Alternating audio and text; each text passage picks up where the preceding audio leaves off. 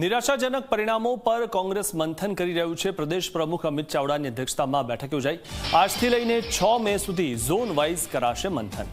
કોંગ્રેસને મળેલા પરિણામો પર નેતાઓ વચ્ચે ચર્ચા થઈ છે અને આગળ પણ બેઠકમાં ચર્ચા થશે। પ્રદેશ કોંગ્રેસ કાર્યાલય ખાતે મહત્વની બેઠક યોજાશે અને બેઠકમાં જિલ્લા પ્રમુખ, વિપક્ષ નેતા, નિરીક્ષકો હાજર રહેશે।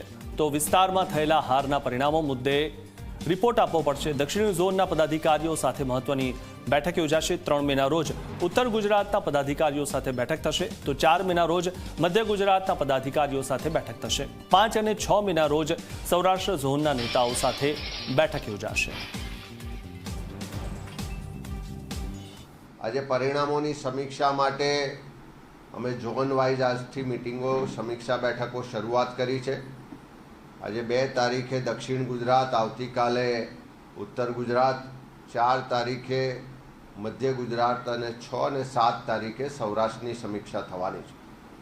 જિલ્લા પ્રમુખશ્રીઓ, જિલ્લાના પ્રભારીશ્રીઓ, તાલુકા શહેરના પ્રમુખશ્રીઓની હાજરીમાં વિગતવાર માહિતી મેળવી રહ્યા છે।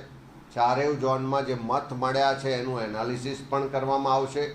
જ્યાં પણ સંગઠનમાં ત્રુટિઓ રહી ગઈ, સંગઠનમાં જવાબદાર લોકોએ કામ નહીં કર્યું હોય, કોઈ એન્ટી પાર્ટી એક્ટિવિટીમાં ભાગ લીધો છે, એવા તમામ લોકો સામે આ સમીક્ષા બેઠક બાદ પગલાં પણ લેવામાં આવશે।